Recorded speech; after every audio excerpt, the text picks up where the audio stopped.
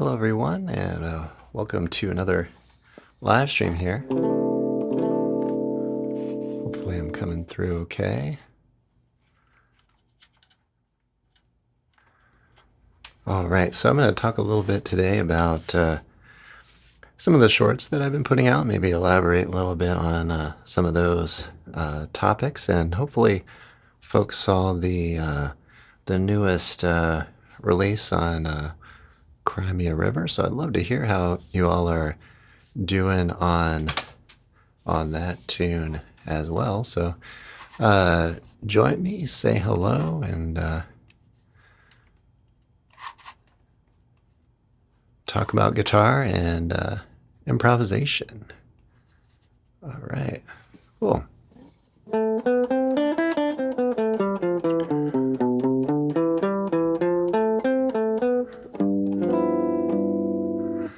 So one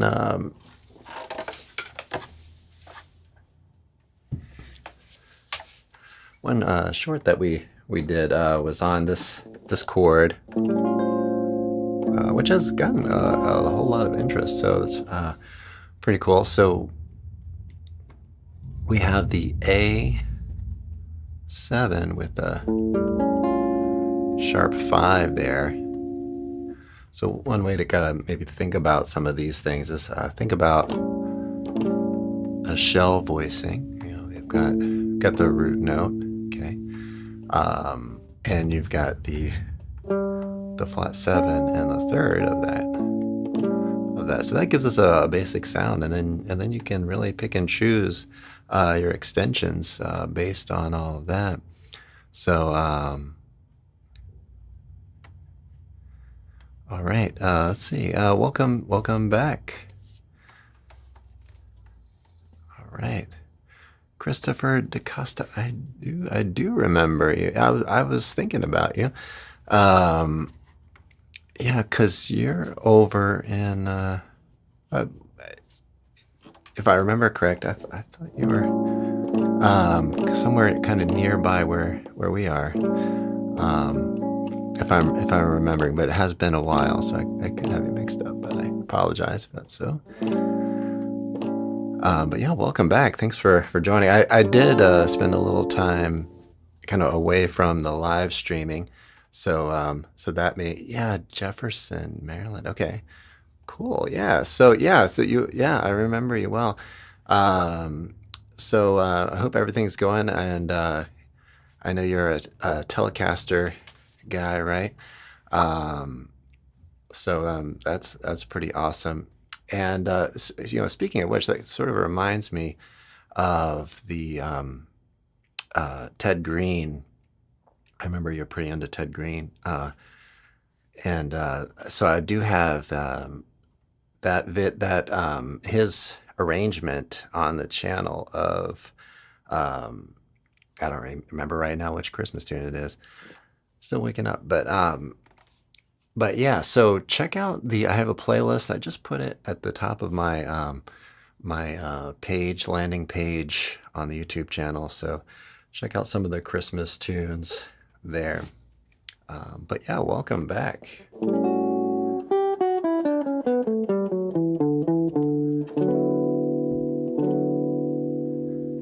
All right. So yeah, the A7, right? So you have the kind of the basic sound. This is one thing that you can do is start with the kind of the basics, and then if you have a 5 in there, you can raise it a half step, right? And then if you know where the 9 is, right, then you can raise that a half step, and then this is kind of a big chord. You got five total notes, but in this position you can take advantage of that open string, so that's kind of cool. The sharp 9 and the flat 9, I'm sorry if I misspoke earlier, but if you have the 9 here, let me just back up a little bit. If you know where the 9 is, then you can figure out where the sharp 9 is, right? So oftentimes the sharp 9 and and the flat 9 are used together, kind of using that in conjunction with one another. So you'll hear that quite a bit, right? So, and actually in the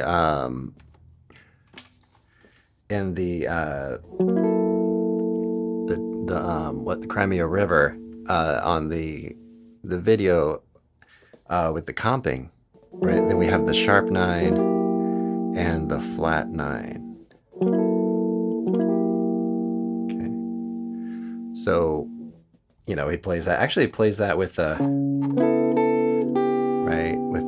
minor 7, flat 5, and the kind of uses that same those same 2 notes. So it's pretty cool. But yeah, you'll find that quite a bit, especially with minor 2/5s or a minor 5 chord. So we had that going to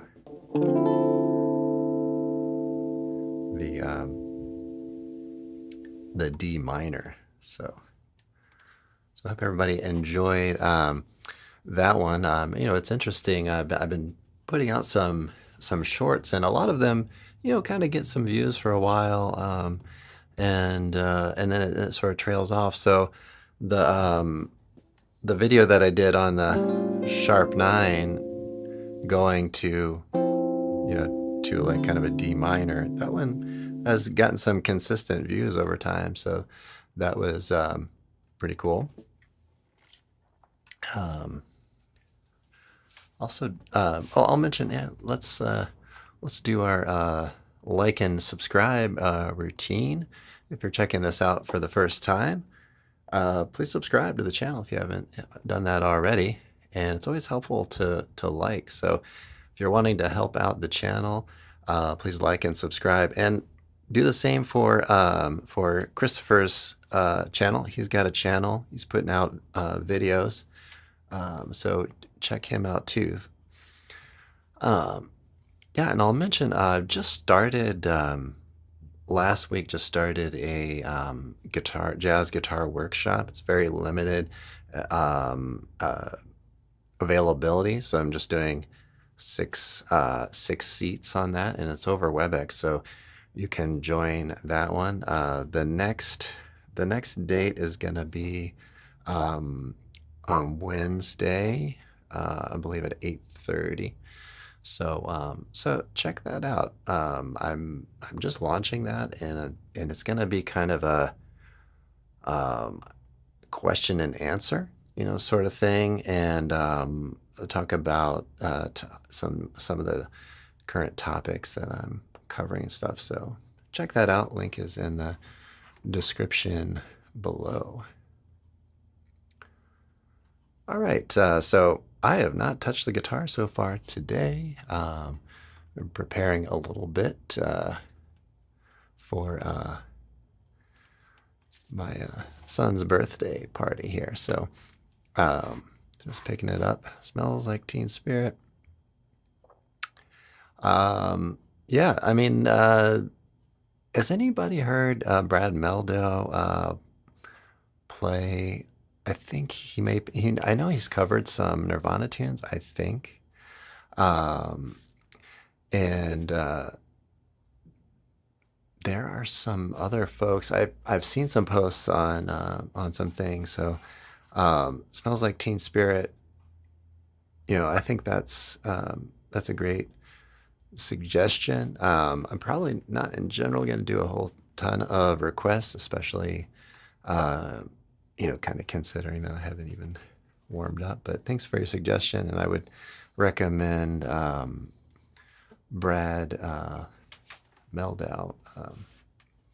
I don't know if he's done that specific tune, but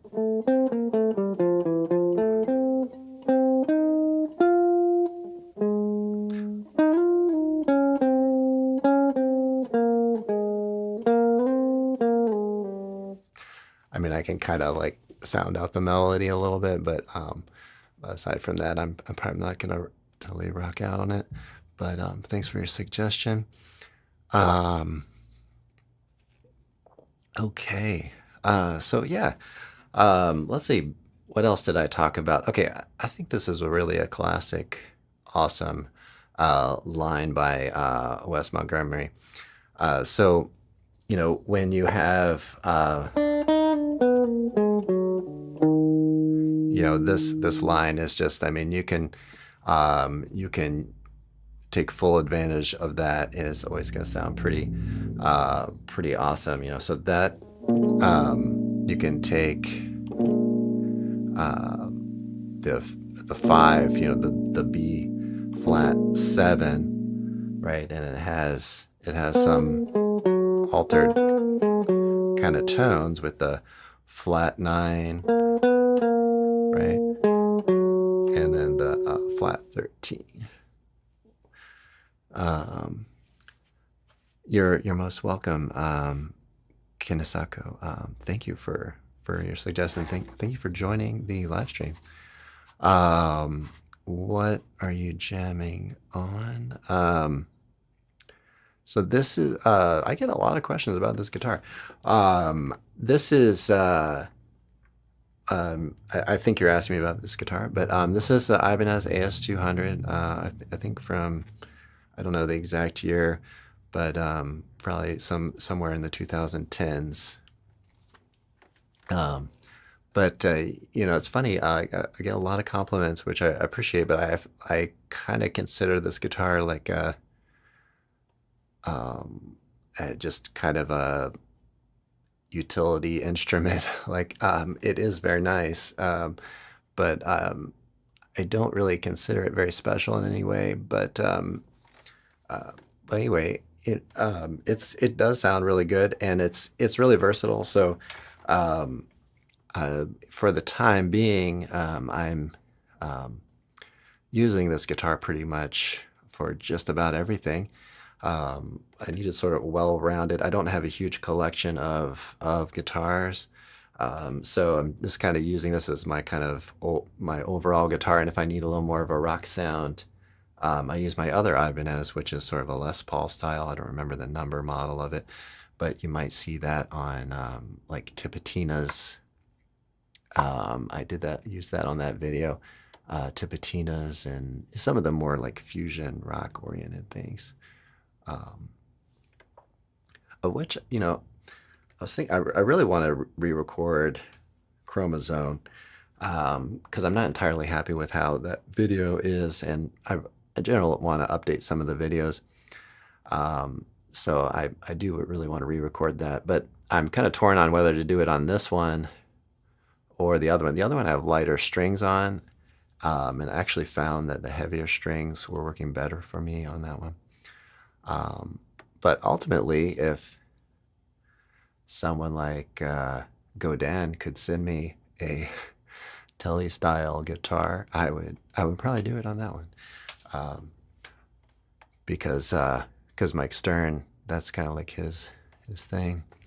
What music are we discussing or playing today? Well, Ryan, thanks for joining. I'm talking a little bit about some of the shorts that I've put out. So we had a lot of interest in the A7, or just general, but I used A as the root note, but A7 sharp 9 with a sharp 5. So talking a little bit about that and how that can resolve, right, to a D minor. Interestingly enough, you could think of it as E flat 13, and then also resolve that very similar sound. That has to do with the tritone. Oh wow, thanks so much, Christopher, for signing up. Really appreciate it. Yeah.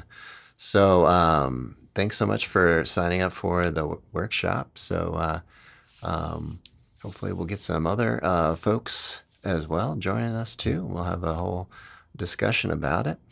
And yeah, come with your questions, and we'll talk guitar and stuff. So thanks so much. Much appreciated. If anyone else is wanting to join, check out the link in the description below. All right. So yeah, we're talking about that. Ryan, are you referring to the tritone substitution, it is pretty mind blowing. It is pretty cool. Hi, Jeffrey, thanks for joining. Yeah, I mean you can replace the root note a tritone away from and play the same thing on top of your root note, which is definitely pretty cool concept.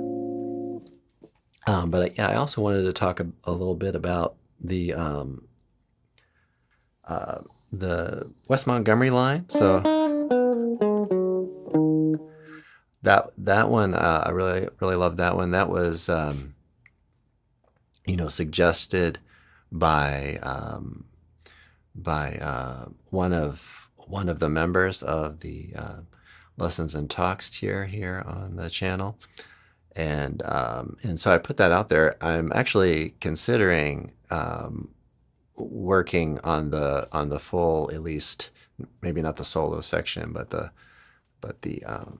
melody for Round Midnight. So that was pulled from the Round Midnight intro. He really wanted to use that intro. Ryan, thanks for subscribing. I do appreciate it. Much appreciated. Yeah, the theory thing, it's a challenging thing, for sure.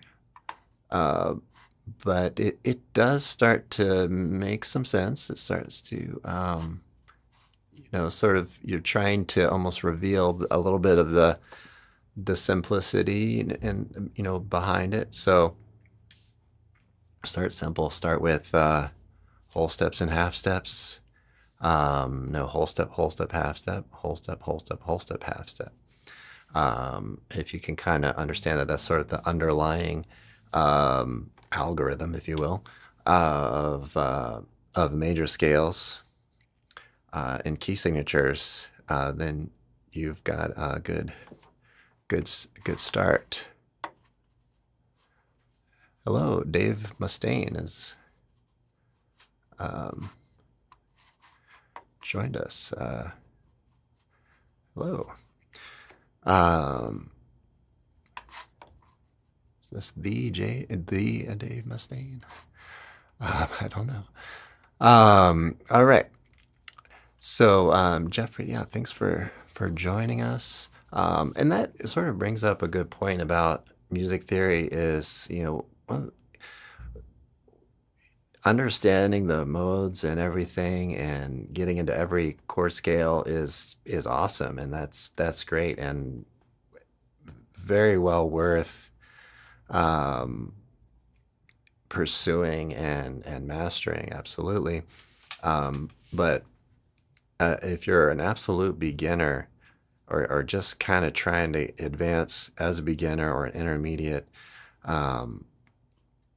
a student, or really any level, and you're just trying to get some theory together, start with the key signatures and the circle of fifths, and understand the relative minor and major and those types of things, because a lot of standards and even pop tunes, they follow a lot of that tonal music, which is a lot of music, kind of follows that.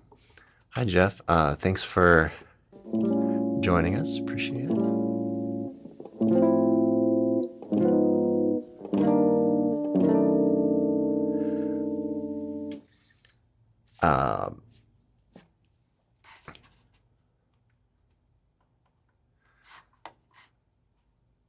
Yeah.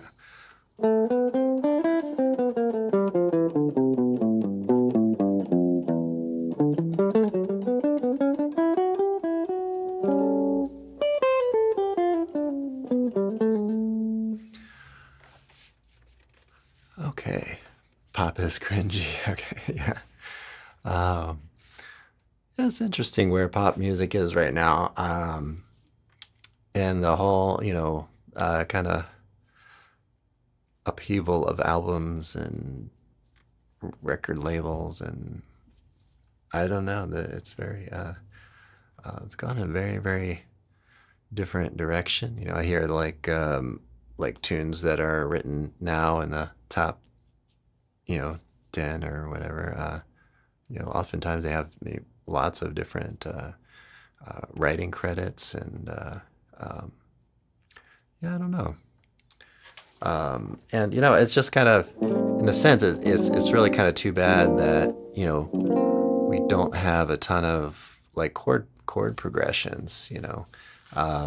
We do hear,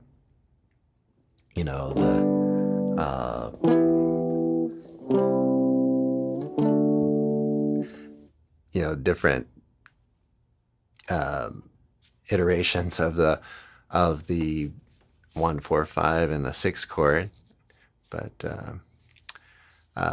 so yeah. But like I said, some of the pop tunes have been covered by some jazz musicians like Brad Mehldau, and so check some of those things out. Eric writes in, hello, welcome back, Eric. Wonder if you could talk about doing the chromatic scale in thirds. I think Pat Metheny often used that to warm up. Chromatic scale in thirds. I'm not exactly sure the specifics on it, but my impression is that something that he does oftentimes is like this, which is major thirds, like in, so he'll go, he'll play thirds, or even minor thirds, like he'll do like or so he could maybe use a minor third. So that's what I would do, is I would say it's mostly major thirds, but something like that. And he'll do some augmented triad kind of things. But just as a practical exercise, try to see if you can connect, let's say E on string 3, fret 9 to fret 7. Try to go, say, chromatic tone 7, 8, or sorry, 9, 8, 7, and then you kind of tag along this little major third below each one of those notes. And I suspect that sometimes he's tapping those, but I have looked into like kind of his solos and his playing visually as well, and find that that is kind of the case. So I think that is what is kind of going on, and it's almost like he'll have a phrase going, and then he'll start so do kind of end it with that little chromatic run. So I think that is probably what's going on. But you can do you can just kind of go up and just tag along that third. It starts to break down on the second and third string. So I think oftentimes what he does there is does a whole step instead. So that is kind of the exercise, is think about a chromatic scale, just let's say with your first finger, and then tag along a major third below it. Christopher says 1, 4, 5 using regular pop style chords, then substitute those same chords but use the jazz chords, and you have instant classy tones. Yeah, that's a great point, Christopher. So you could take let's say we have a 1,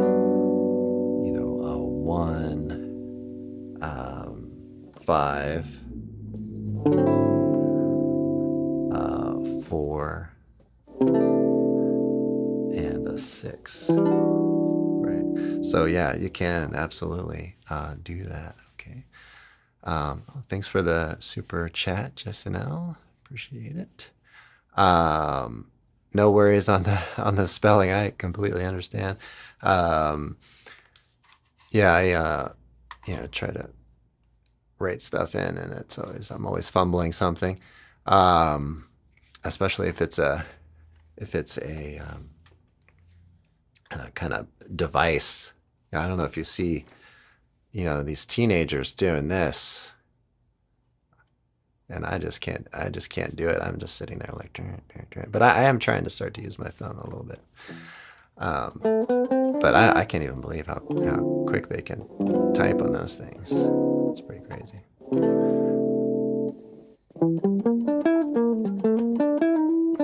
So we've got also this new chord melody video on Crimea River. I think it turned out pretty well. I try to keep these things really pretty simple so that one, that they're kind of accessible to a lot of folks, so kind of simple and effective. But another reason is that you could take the arrangement and add some little, you could add some different elements to it. You could put a chord down every maybe note.